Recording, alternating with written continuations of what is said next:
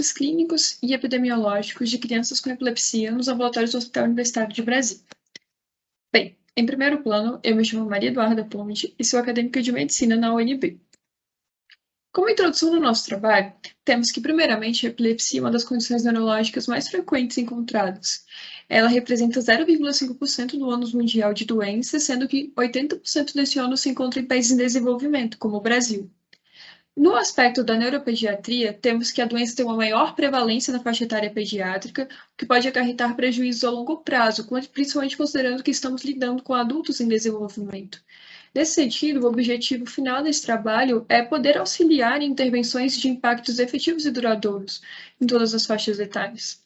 Para isso, foi feito um estudo retrospectivo descritivo do tipo corte transversal, com a possibilidade de análise de prontuários de pacientes nos ambulatórios de neurologia pediátrica do HUB. A metodologia utilizada foi, primeiramente, a pesquisa ao banco de dados de levantamento de pacientes atendidos nas subespecialidades neuropediátricas até 2021. Depois foi feita a identificação dos pacientes cuja categoria se enquadraram em epilepsia. Foi feita, por fim, a organização em ordem alfabética dos 50 primeiros que tinham prontuários eletrônicos para serem selecionados e um protocolo conforme as variáveis clínicas identificadas como mais importantes para a epilepsia. Nesse protocolo foi considerado faixa etária, sexo, procedência, idade de início, tipos de crise, o eletroencefalograma, o EEG, a frequência de crises, internação, a história familiar e a terapêutica utilizada. Como resultado, foram identificados 253 pacientes na categoria epilepsia e 50 pacientes desses foram selecionados. Como resultados, então, portanto, da análise desses 50 pacientes, temos que 17 eram do sexo feminino e 33 do sexo masculino. A procedência pela unidade da federação eram que 30 eram do DF e 17 eram do Goiás. A idade de início da primeira crise epiléptica em 23 dos pacientes foi depois de um ano, mas em 27 começou antes do primeiro ano.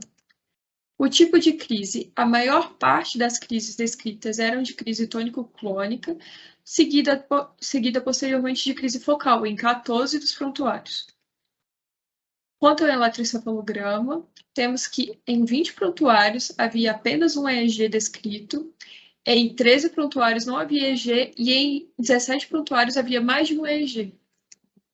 E a conclusão, na maioria das vezes, foi normal, em 27 dos prontuários foi normal, enquanto desorganização ou lentificação de bases foi visto em 6.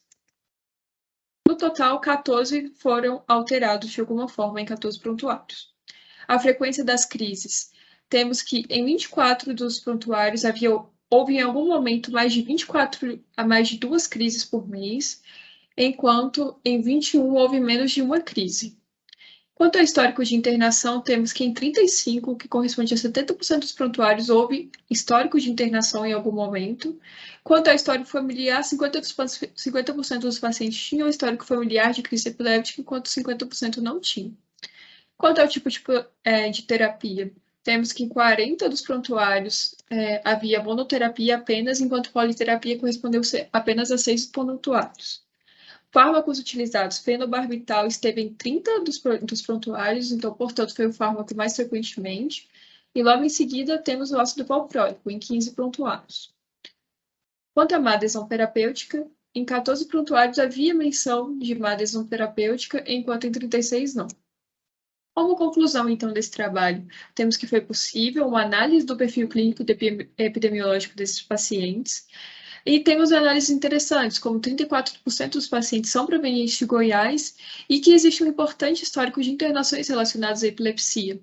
Nesse sentido, as aplicações do projeto futuramente melhorar o serviço ofertado pelo HUB por meio de indicadores de qualidade de serviço e pensar em maneiras de melhorar a adesão terapêutica, caso ela se confirme.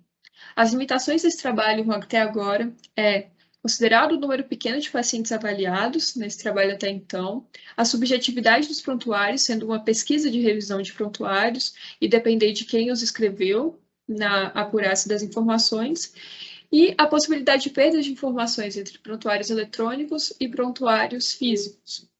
E, por fim, que essa é uma pesquisa que não avalia risco pelo tipo de estudo utilizado. Os colaboradores estão aqui e muito obrigada a todos.